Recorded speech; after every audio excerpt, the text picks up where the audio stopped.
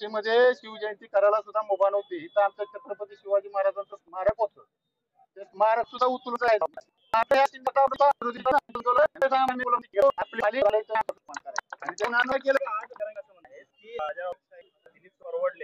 मी त्यासाठी तर जाहीर केली ना, त्यासाठी जर भूमिका जाहीर केली ना. तुम्ही एकदा पण बोलले नाही 8 दिवसात. तुम्ही दुसरेच उदाहरण सांगता, लहान लेकराला चौकीत रस्ता अरे उभा ठीक आहे, परंतु ज्याला सरपंच करायचं त्याला विचार ना. जे लोकसभेला झाले 31 खासदार निवडून आले, एका तरी खासदारानं मराठा समाजाला ओबीसी मध्ये आरक्षण द्या म्हणून पाठिंबा दिला का नाही? तुम्ही त्यांना विचारलं, हे तुम्ही इकडे या रे, तुम्ही 31 जण इकडे या, तुम्ही माझ्या मतावर निवडून आलात ना, तुम्ही मला लिहून द्या. मराठा समाजाला माझा समाजातला अण्णा शिंदे कार्यकर्ता बार्शी तुम्हाला प्रश्न विचारतोय, मला त्याचं उत्तर सांगावं लागेल. तुमचं काम आहे, तुम्ही कोणाच्या पुढे काम करायला लागले? कोणासाठी तुम्ही मराठा समाजाची डोकी गरम करायला लागले? काय म्हणून करायला लागले? काय कारण तुमचं त्या अंगावर घ्यायचं? तुमचं भांडण सरकार विरोधात आहे. जातीतल्या त्या इतर जातीतल्या समाजातल्या लोकांवरती बोलून एवढ्या जाती अंगावर घेतल्या, अजून मराठा समाजाचे काय काय अजून डाग मिटायचे किंवा काय? डाग म्हणण्यापेक्षा सॉरी माफ करा, वरण मिटायचे वन, एवढ्या दंगली झालेल्या. बार्शीतील एक व्यक्ती शंकर पाटील ते मला काय माहिती नाही. ह्याच्यामध्ये मला कानावर आलं ते ह्याच्यामध्ये राजकारण केलं विरोधी पक्षाने, त्याला कोणी हात लावलेला नाही.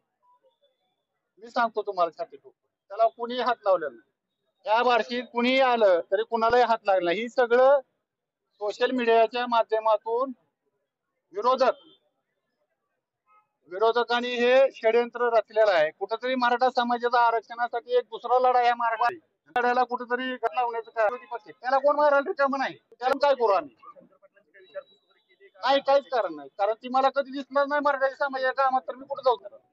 त्याचं वैयक्तिक काय भांडणं असलं मी म्हणू का रे बाबा तू मराठ्याचं काय केलं नेमकं?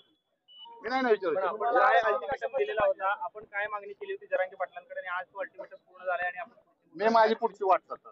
काय मागणी केली होती? मागण्या काय केल्या? हा, ही प्रश्न महत्वाचा आहे. ही प्रश्न तुमचा महत्वाचा आहे. ही महाराष्ट्राच्या हिताचा प्रश्न महत्वाचा आहे. मी जी आज भूमिका घेत आहे त्या भूमिकेचं तुम्हाला मी स्पष्ट हे करतो. तुम्हाला काय झालंय, मराठा समाजाला विनाकारण परपोटण्यात येत आहे.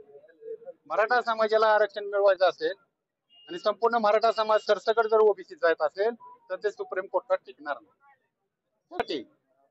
ओबीसीच्या त्यांच्या हक्काच्या आरक्षणाला धक्का न लावता मराठा समाज हा ओबीसी मध्ये जातो आणि ते कसा जातो हे मी मुख्यमंत्री साहेबाला भेटल्यानंतर सांगणार.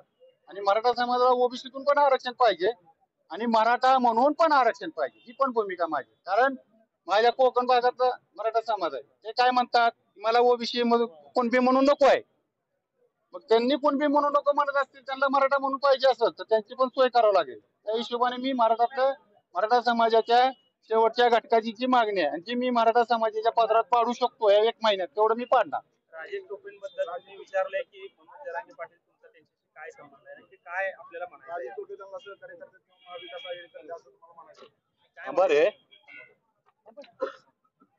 काय म्हणले तुम्ही? राजेश टोपे आणि मनोज जरांगे पाटील तुमचे संबंध काय आहेत असा प्रश्न तुम्ही भाषणात उपस्थित काय करायचं? नाही, हा प्रश्न मी केला की त्यांनी माझ्याबद्दल प्रश्न उपस्थित केला की माझे राजभाऊ राऊताचे संबंध आहे, म्हणून मी हा प्रश्न उपस्थित केला. त्याच्यामध्ये काय मी बाकीचं काय आणू शकत नाही.